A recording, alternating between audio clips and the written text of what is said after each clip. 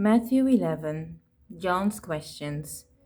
When Jesus has finished giving instructions to his 12 disciples, he went on from there to teach and to preach in their Galilean cities.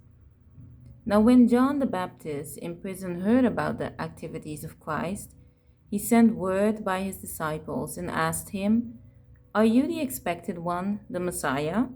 Or should we look for someone else who will be the promised one?" Jesus answered, "Go and report to John what you hear and see. The blind receive their sight, and the lame walk. The lepers are cleansed by healing, and the deaf hear. The deaf are raised, and the poor have the gospel preached to them. And blessed, joyful, favored by God is he who does not take offense at me, accepting me as the Messiah and trusting confidently in my message of salvation." Jesus' tribute to John. As these men were going away, Jesus began to speak to the crowds about John. "What did you go out in the wilderness to see?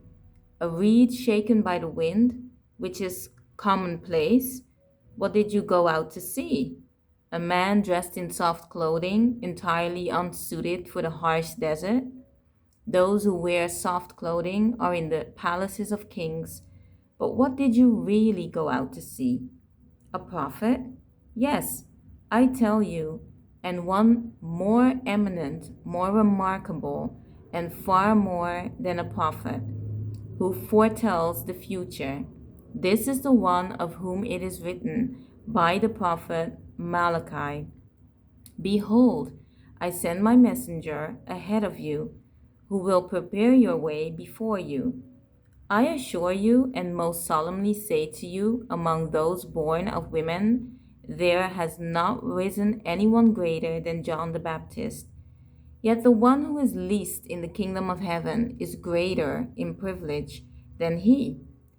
From the days of John the Baptist until now, the kingdom of heaven suffers violent assault, and violent men seize it by force.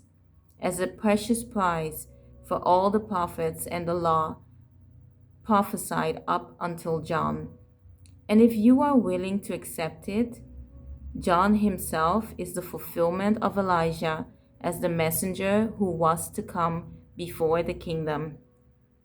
He who has ears to hear, let him hear and heed my words. But to what shall I compare this generation?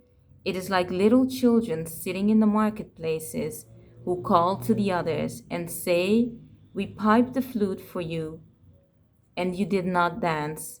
We wailed sad dirges, and you did not mourn and cry aloud.' For John came neither eating nor drinking with others, and they say he has a demon. The Son of Man came eating and drinking with others, and they say, 'Look, a glutton and a drunkard, a friend of tax collectors and sinners,' including non-observant Jews. Yet wisdom is justified and vindicated by her deeds in the lives of those who respond to me, the unrepenting cities." Then he began to denounce the people in the cities in which most of his miracles were done, because they did not repent and change their hearts and lives. "Ooh, judgment is coming to you, Chorazin. Ooh, to you, Bethsaida.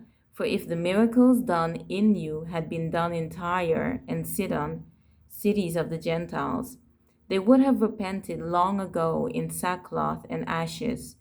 Their hearts would have been changed, and they would have expressed sorrow for their sin and rebellion against God.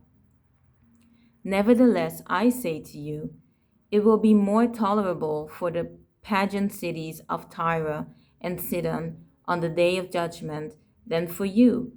And you, Capernaum, are you to be exalted to heaven for your apathy and unresponsiveness?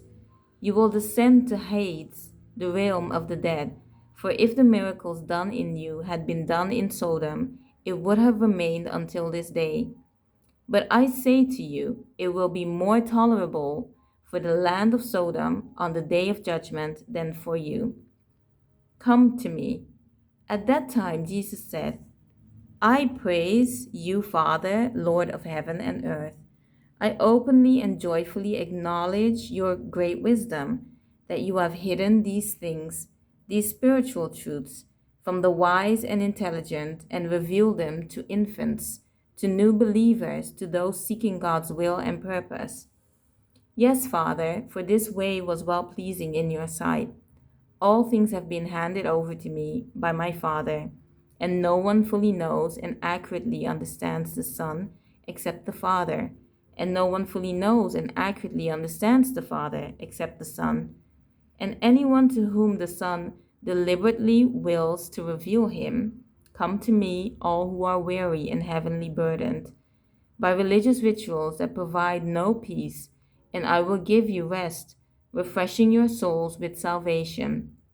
Take my yoke upon you and learn from me, following me as my disciple. For I am gentle and humble in heart, and you will find rest, renewal, blessed, quiet for your souls. For my yoke is easy to bear, and my burden is light. Thank you for joining me on my journey. May God bless you on your journey.